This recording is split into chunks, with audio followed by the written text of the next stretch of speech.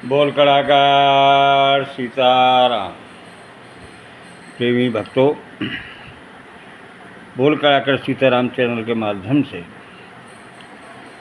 आज मैं कथा अष्टावक्र की लाया। अष्टावक्र जब गर्भ में थे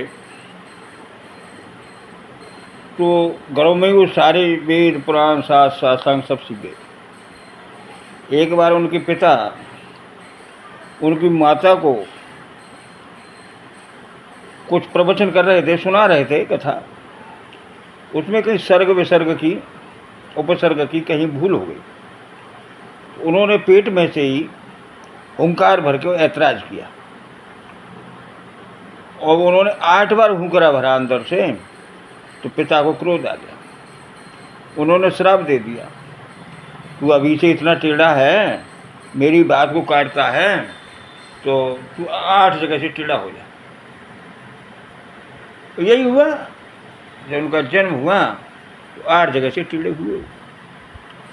उसी जब पैदा हुए उसी समय में महाराजा जनक के यहाँ वरुण देवता आए और वरुण देवता ने विद्वान ब्राह्मणों की याचना की कि मेरे यज्ञ के लिए आप अपने यहाँ से विद्वान ब्राह्मण भेजिए। उनकी मैं परीक्षा लेके जब भेजूँगा। तो वरुण देवता उन सबसे परीक्षा लेने लगे और जो वरुण देवता को प्रश्न का उत्तर नहीं देगा, शर्त ही को जल में डुबो दिया जाएगा। इस प्रकार से बहुत से ब्राह्मण को वरुण देवता जल में डुबोकर अपने लोग को ले गए और यज्ञ पूरा कराया। तो सभी को ये था कि राजा जनक अपनी जेल में डाल लेते हैं ब्राह्मणों को। चारों तरफ ये शोर हो रहा था।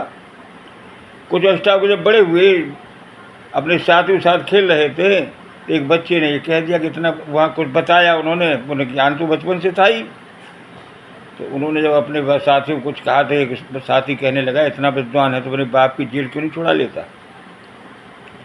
लेकिन मेरे पिता कहाँ हैं? कि राजा जनक की कैद में है। उसने आके अपनी माता को पूछा, तो माता तो इसलिए नहीं बता रही थी कि मेरा एक बेटा, इसके सारे जीवन काट रही हूँ, वो जाने कब लौटेंगे और ये चला गया तो इसे ही बंद हो जाएगा।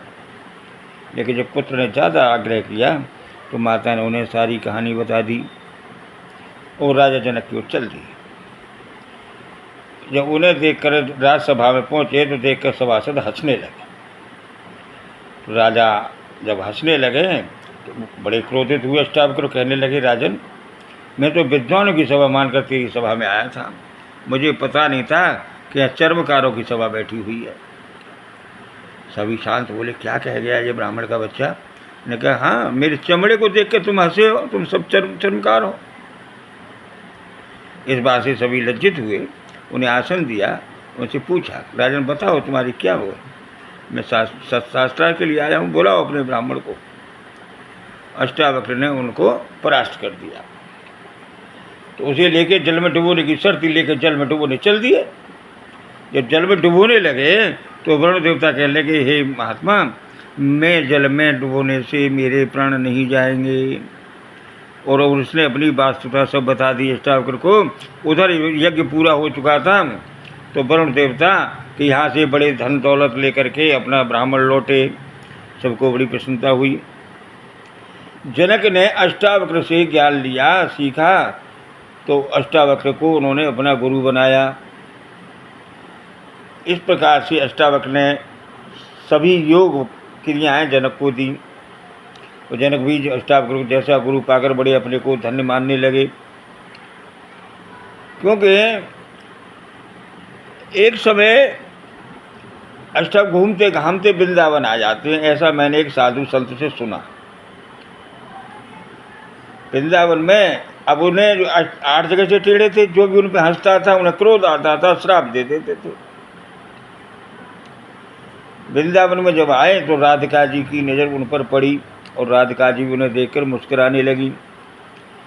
अष्टावक्र उनकी गति को समझ गए, बोले ये भी मेरे ऊपर मुस्कुरा रही है तो मैं इसे श्राप देता हूँ।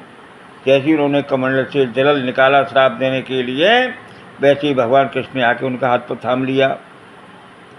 बोले, महाराज आप क्या कर रहे हैं? पहले उनकी गति तो पूछो, क्यों मुस्कुराई? उन्हें कि मेरे 8 जगह टेढ़े होने के कारण मुस्कुरा रही, मेरा उपहास कर रही है, मैं इसे श्राप दूंगा।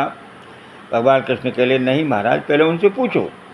राधिका जी से पूछा गया तो राधिका जी ने कहा कि मैं तो आपके हृदय में बैठे कृष्ण को देखकर मुस्करा रही थी, आपके हृदय में बैठे कृष्ण से देखकर मैं मुस्करा रही थी महाराज। यह सुनकर अष्टावक्र बड़े प्रसन्न हुए। तो किशोरावस्था में थी राधिका जी उस समय, उन्होंने किशोरी जू का उच्चारण करते हुए कहा तुम सदैव किशोरी बनी रहो। जब से राधा जी का एक नाम किशोरी जू पड़ा। बोल कलाकार सीताराम।